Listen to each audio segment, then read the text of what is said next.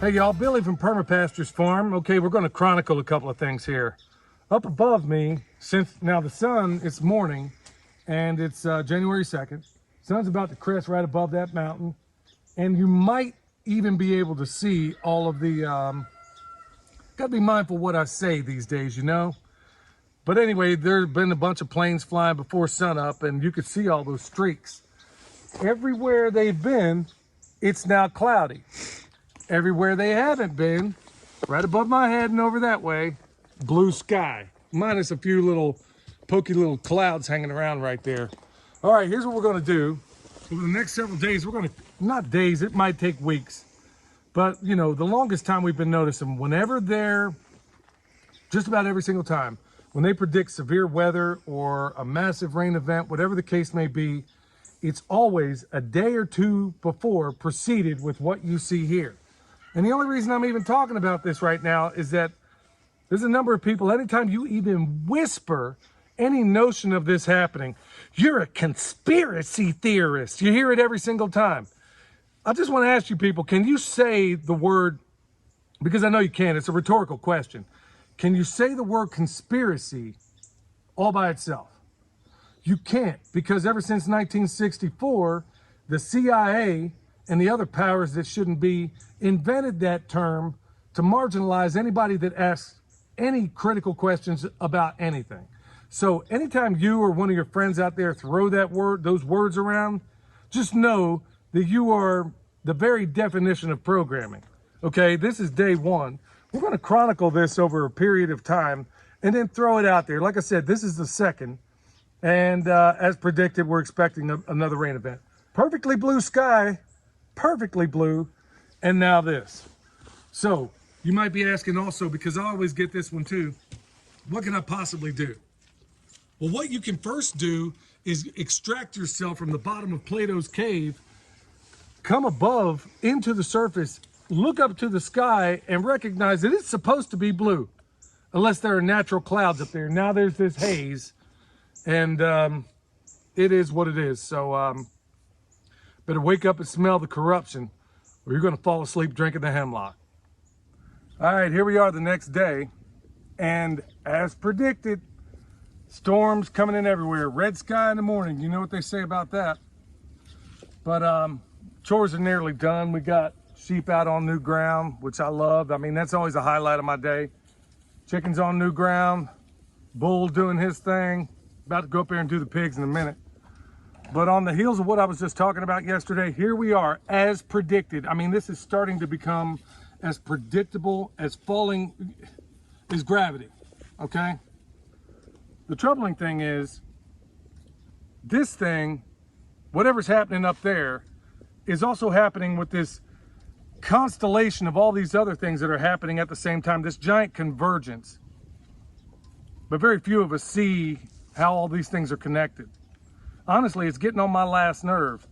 And I had to wait to do this video because honestly, Michelle and I were both fired up. Because it's not just that this is happening, it's that you can't get anybody to see it. You want to know the deepest meanings of all the things in the universe when most of us can't even look up in the sky and see what's right there in front of us. I'm going to leave a link to a documentary down low. It's on YouTube. It's called The Dimming. It's by one of the people on this planet, the selfless people on this planet, that have gone out of their way to prove what's going on. I sent this thing and a number of others of videos and information to all these other people, and they say, oh, well, that just seems too far out. It seems, check out Operation Popeye. If you think this stuff doesn't go on, it's been going on that we know of, well, long before that. That was during the Vietnam War, what they were flooding the Ho Chi Minh Trail. And years before, they were doing similar things. You just don't know about it. The most aggravating part of all this, I gotta be honest, the most aggravating part of all of it is people telling me that I'm a nut job because I can look with my own two eyes. Remember me talking the other day about the trivium? The who, what, where, when, why, and how? Well, part of that begins with using your five senses. We got them for a reason. I can see this. I can see the effects. I can see it on the animals and in the plants, in us. We were dealing well, I won't even go into that, but there was another little side effect that was happening earlier today. And maybe I'll talk about it in the podcast. But really, the most troubling part is not that this sort of thing is happening. It's the inability of what should be high-functioning people to see it. And then also, I get these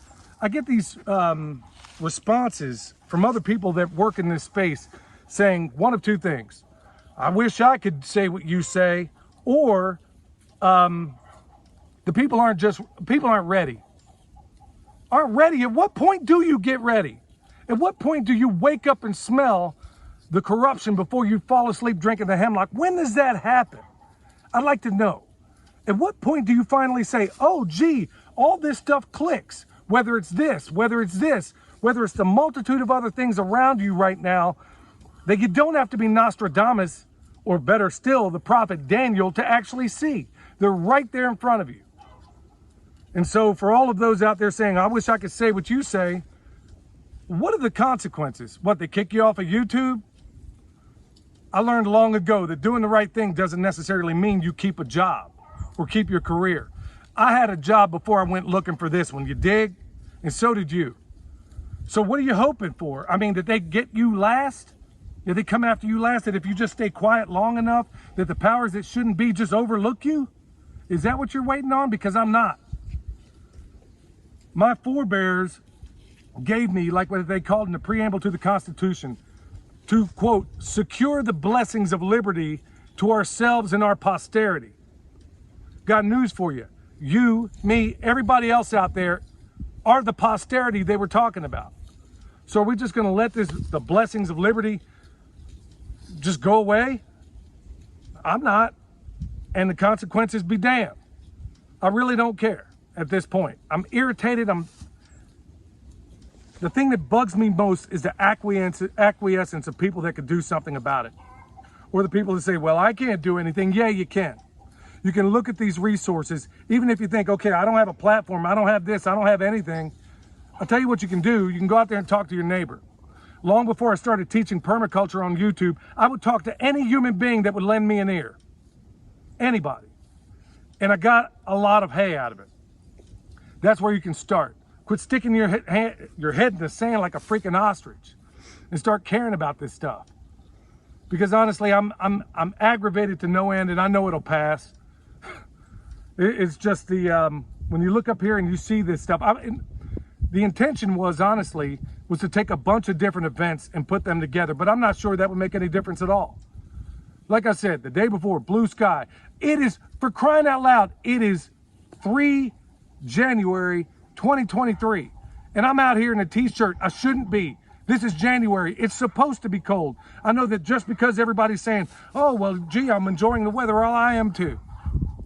But at the same time, you ought to be enjoying the weather or respecting the weather that's supposed to be happening at this time of year. Look, y'all, I'm just hoping and praying at the end of the day, because history proves, and I've talked about this numerous times, history proves that when a society becomes this decadent, this depraved, that it doesn't improve without the crucible of really hard times. History proves it. And as one person pointed out in the podcast, yeah, there's technically been only one, and that was Nineveh. And then even then, years later, they still got dealt with. Is that what we're destined to become? I would dare say there might have been another time. You know, we had the roaring 20s when there was a chicken in every pot. Depravity. A lot of things going on in a lot of different places. And then it took the Great Depression to transform those people into what became the greatest generation, according to some. Maybe that's what we need. Maybe we need to hit the all-time low, hit rock bottom like a person addicted to drugs before maybe the days in darkness will make us see the light. I don't know. But at the end of the day, y'all, I'm just hoping, praying that we wake up before it's too late. Now, for those of you out there, other people that have reached out to me saying, I wish I could say what you say, maybe this will give you some encouragement. Maybe just a little bit. You don't have to go full-fledged. You don't have to go scorched earth like I just did. Maybe just put a little bit out there in the hopes that maybe somebody will see that and then see what I'm saying. Maybe see what Danny's saying. See what all these other people that are actually saying actually come to it. And you're worried about demonetizing a video, that's going to happen. They're going to do that. The idea is to create a chilling effect to where none of us speak out. All right, y'all. Till next time, this is Billy at Perma Pastures Farm, where permaculture is my passion. We'll see you.